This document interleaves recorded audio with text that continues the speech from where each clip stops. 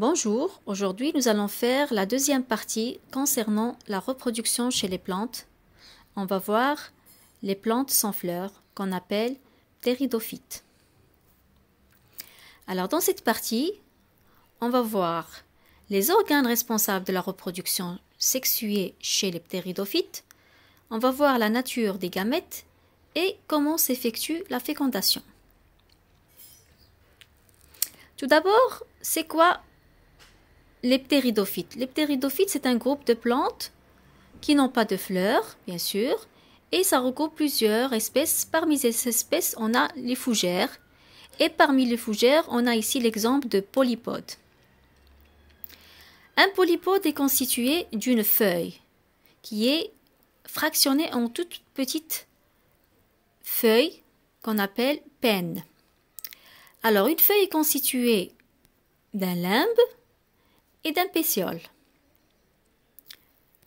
Donc là, on voit les petites pennes.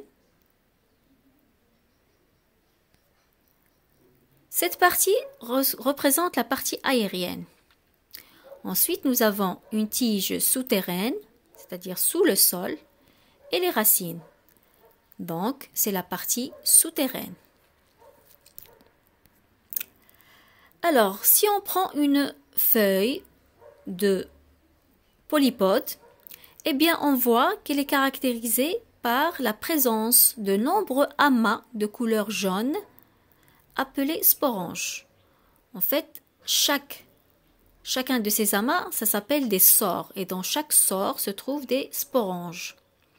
On va les voir ici de plus gros. Voilà, donc vous avez ici une penne de feuilles de polypode.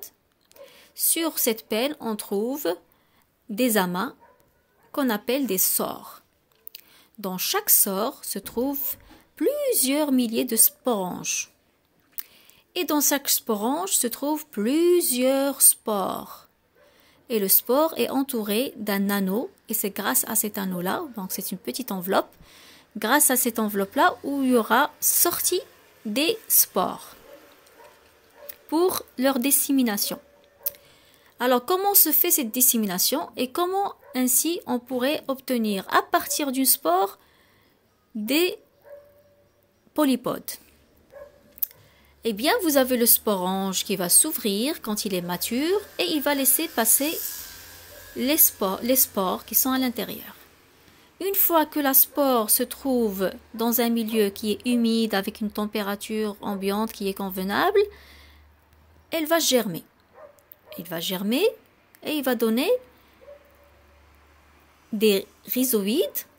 Ce sont des petits poils absorbants qui permettent la fixation de la jeune plantule sur le sol ou bien sur un substrat. Ça peut être sol, ça peut être une roche et ainsi de suite. Et vous avez bien sûr la formation d'un protale. Alors si vous voyez ce protale, il a la forme d'un cœur. Sur ce cœur, vous avez les rhizoïdes qui sont en bas. Et nous avons à l'intérieur de ce protale les organes reproducteurs mâles et femelles. C'est ce qu'on va voir sur cette diapo. Regardez bien, là on va voir des cellules chlorophylliennes, normalement c'est de couleur verte. À droite, vous avez un schéma et à gauche, vous avez une vue au microscope. Vous avez les archégones. Alors les archégones, ça correspond à l'appareil reproducteur femelle. Les archégones, appareil reproducteur femelle.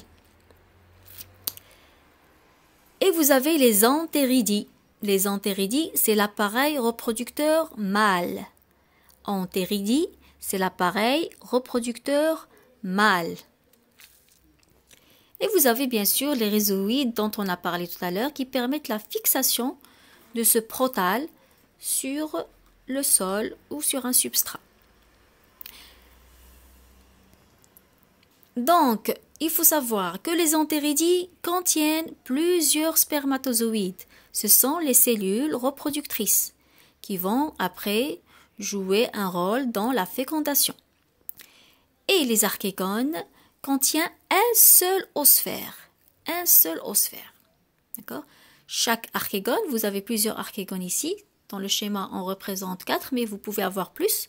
Et dans chaque archégone, il y a un seul osphère qui représente la cellule ou bien la gamète qui va jouer le rôle dans la fécondation.